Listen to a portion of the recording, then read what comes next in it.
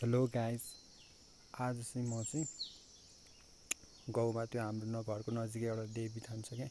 ट्याक्क अखरको बोटमा चाहिँ देवीथान छ। त्यसमा चाहिँ हामी चाहिँ अखरको बोट चाहिँ बिहान बिहान त्यो अखरको के अरे असोज कार्तिकतिर होइन त्यस्तै त्योभन्दा अगाडितिर अखर झर्छ क्या। अनि अखर टिप्दाखेरि छुट्टै मेमोरी हुन्थ्यो कि छुट्टै मजा आउँथ्यो क्या। अनि ट्याक्क बिहान बिहान जहिले आउँथ्यो, दिनमा 10 चोटि आउँथ्यो हामी अखर टिप्न होइन। चट्टै आउँथ्यो हामी अखर ढाक्कुलाई झऱ्यो कि एकछिनमा झऱ्यो कि अनि झर्छ क्या। अनि हामी पानी पर्दाखेरि झन् धेरै हावा चल्दाखेरि झर्थ्यो। त्यतिखेर कम्पिटिसन हुन्थ्यो, टिप्ने मजा छुट्टै हुन्थ्यो क्या। मेमोरी चाइल्डहुड मेमोरी हो कि।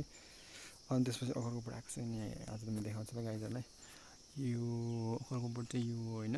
त्यसपछि अनि यहाँ चाहिँ देवीथान छ है, हामी पूजा गर्ने। अनि त्यसपछि यहाँ चाहिँ यो पनि अखरको बोट दुईवटा छ। अखरको बोट सानो र ठुलोमा चाहिँ धेरै फल्छ क्या। अनि यहाँ चाहिँ ट्याक्क अखर अस्ति यो चाहिँ टिप्ने सिजन गइसक्यो। अनि अस्ति टिपिसक्यो है अखर। अब कसरी झर्छ भन्ने कुरा चाहिँ हामी यस्तरी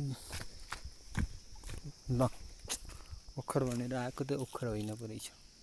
यस्तरी ओखर झर्छ क्या। अनि यस्तरी ओखर झर्छ। अनि त्यसपछि हामी ओखर टिप्थ्यो नि, हात पहिल्यै हुन्थ्यो नि। हाम्रो सरहरूले कुट्नुहुन्थ्यो स्कुलमा, प्याट हातमा खुट्टै भेटिन्थ्यो। अनि अखर टिप्ने सुरुमा त ओखर अब नयाँ हुन्थ्यो नि त। अनि हाम्रो हातहरू पहिल्यै हुन्थ्यो। हामीले कुटै भेट्थ्यौँ कि ओखर यो लोथ्रकेले खाएको रहेछ होइन रहेछ यार।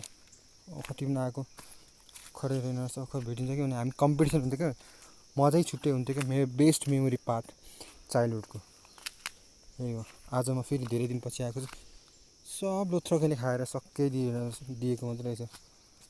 हुनु त सिजन सकिसक्यो, यो झर्ने सिजन होइन। त्यही भएर अब बोटमै सकिसक्यो।